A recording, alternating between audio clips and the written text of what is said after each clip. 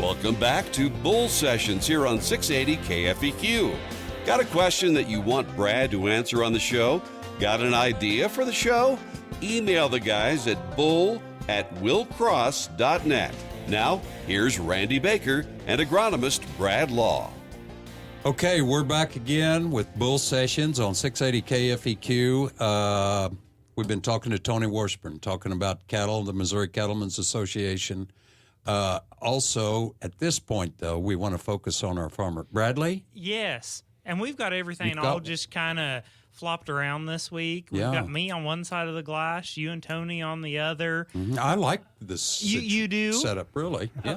I think it's pretty cool. I mean, I can get your guys' mics if I want to. No, you can't. You don't know how to I'm do learning that it. yet. He's touching these. Give me a couple more weeks and I can run this board. Miles is watching you like a hawk. Thank God. I'll slip him a quarter or something, and he'll be good. But no, we have a focus on the farmer. Yes, we like farmers at Bull Sessions. Okay, this one was nominated by my wife. What's her name? Her name would be Megan. Maiden name was Sherrill, and Law now, of course.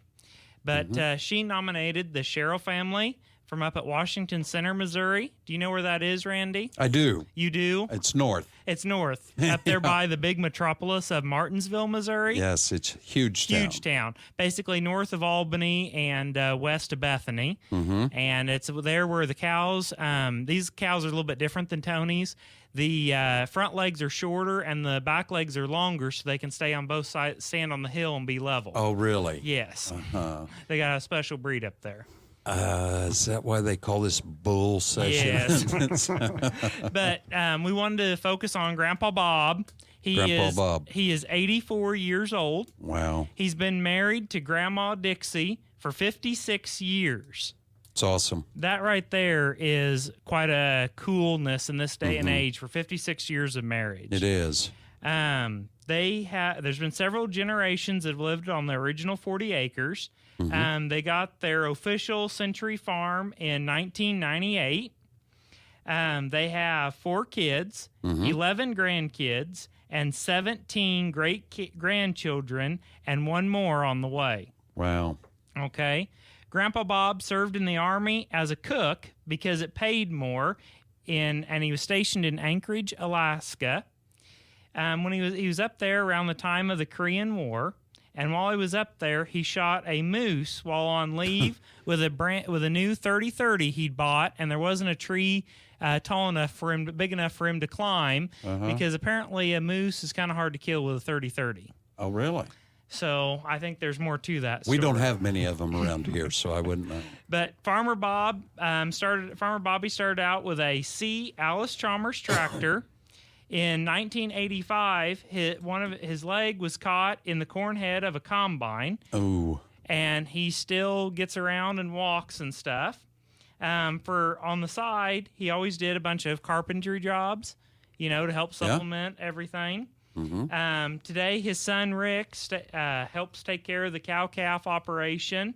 And Bobbie likes to take the grandkids and Dixie out on his buggy, or like your Grammy would refer to that as Ranger, and go out and check the cows and see what Uncle Rick's doing. You'll never let up. So we wanted to highlight Grandpa Bob. We do. Farm family, several generations. And if you've got a grandpa or some, just the guy down the road, if you don't farm and the farmer down the road has been real nice to you, maybe bladed your driveway when it snowed or pulled you out when you got stuck or just been a good friend, send us an email, bull@willcross.net. Yep. Give us a phone call, that 535-444. Let us know, and we will focus on him or her and highlight them on our show and just kind of bring a good light on ag. Yes. We want to promote ladies in ag, too. Yes. And you can check. Just like Maria here, she's doing a big thing. We may have to get Maria come in here and talk to us. We want to educate people, because Miles thinking that, bred cows have the bread already with them, or that cow-calf pairs are in the fruit department. Yeah. Well, he's learning, though. He's learning. He's coming around. He makes us look as good as we can here. Just put some lime on the soil. That's what I've learned. Yeah, and lime is green, and lime right? is green. Oh. Okay, we got another farmer in here we want to focus on, too. Okay. Tony Washburn. Tony, I want to thank you for coming in here, though. It was kind of a short notice I give you, I know, but you answered the call, buddy, and I appreciate it very much. I got a question I want to ask. You know, not too long ago, our grain prices was pretty awesome. You got a lot of cattle. Corn was up there $8. I remember even higher, you know, at times. How does that work when you're feeding cattle? Or Well, it really put a pinch on our operation due to the higher input costs. And then also, a lot of people were turning grass back into row crop production. You bet they was. And, I remember. You know, we lost a lot of pasture and hay ground. Mm-hmm. And one thing we did to try and help compensate with that was any of our pastures we tried to maintain. Mm-hmm. And rather than any grass we had put up for hay, try and run cows on that. And then we actually took some of our row crop ground and put it into a forage crop. You know, be it forage wheat, triticale, you know, forage beans, sorghum sudan grass. Sure. And those are high quality and turn out higher tonnage. And by doing that, we ended up having, and we do a lot of silage bales. Mm-hmm. And we've got a inline silage bale wrapper, and we will bale that hay at high moisture, usually in that 40 to 50% range.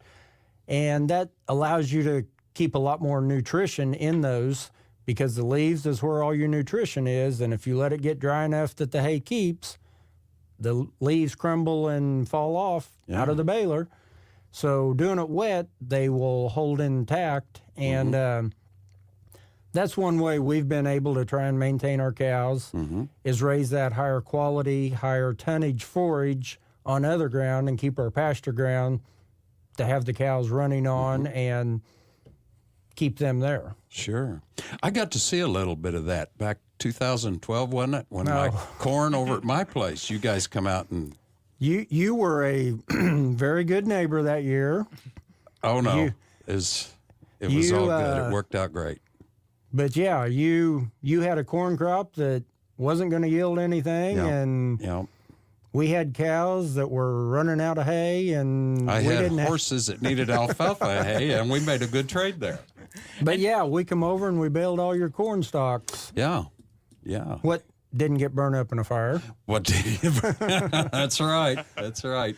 I've always got to ask you. I saw some broken glass. Did you break a tractor window or something? Yeah. I don't know where it come from, but evidently you had a rock in your field. No way. I don't know if you knew this or not. No way. But we run a disc-bind hay conditioner. Yeah. And those whirly discs run very, very, very, very fast. Mm-hmm. And if they throw a rock out of there and it hits the windshield on your tractor, it really scares you and makes a loud noise. Oh, my. And that would have been an expensive little deal, no doubt. I saw some glass, and I always wanted to ask you, but I always forget when I saw you. But that's what happened. Yes. So your diamond that was laying out there in the field broke our glass. Is that one of these deals at the Cattlemen's now? Am I liable for that tractor window because of that I would rock? think so. It was your rock. You would think so, wouldn't you? Well, I'll get back with you on that. Okay. Tony, if you've been listening, you notice I keep telling Randy he needs a ranger to pick up rocks around his farm. I totally agree with you. Everybody that comes on this show seems to get on board with this except you, Randy. Well, I'm working on it. Now you broke Tony's glass. Now, if that's not another reason. It's another reason to get my wife a ranger. Very expensive ranger because... Yes. I thought your negotiating abilities was a little better than they are. I'm just bringing up more reasons on why you should. I let him negotiate this deal, and I still can't afford one of them. Anyway. Okay, we was talking about the high moisture You put them in the big white bags, right? Yes. Okay. Also, another thing you do is you AI all of your cattle, correct? We do. We run through and synchronize all of our cows. Basically, we synchronize their heat to make them all come in heat. Actually, that is very advantageous. We will run through and do the first breeding artificially. And then by them being synchronized, they typically stay synchronized. So here very shortly, the 1st of February, we're going to be coming up on calving. Awesome. And that groups our calves basically in 21-day increments for a week, 10 days. And you can spend more time during that time with them. That's good. You'll have to come back on again. We got to wrap up here, Tony. We're running out of time. This hour has flown by. Thank you, buddy, for coming by. Not a problem. I'm going to read you my Bible verse, Bradley. Are you paying attention? It's called The Beginning of Knowledge. It's Proverbs 1 through 7. The Proverbs of Solomon, the son of David, king of Israel. To know wisdom and instruction, to perceive the words of understanding, to receive the instruction of wisdom, justice, judgment, and equity, to give prudence to the simple, to the young man knowledge and discretion. A wise man will hear and increase learning, and a man of understanding will attain wise counsel. To understand a proverb and an enigma, the words of the wise and their riddles. The fear of the Lord is the beginning of knowledge, but fools despise wisdom and instruction. Okay, Bradley, we got about 45 seconds here to burn. You know, I'm always in trouble with Miles. I thought you were going to read the whole book of Revelation, so Miles gave you a lot of time. Well, next week what I could do is just read the Old Testament, The whole period. Old Testament. Yeah. Well, we need to cover a little bit of ag stuff, but I think that might work. As long as you guys are paying for the time. Yeah. There's always a trade-off there in our Miles. Yep.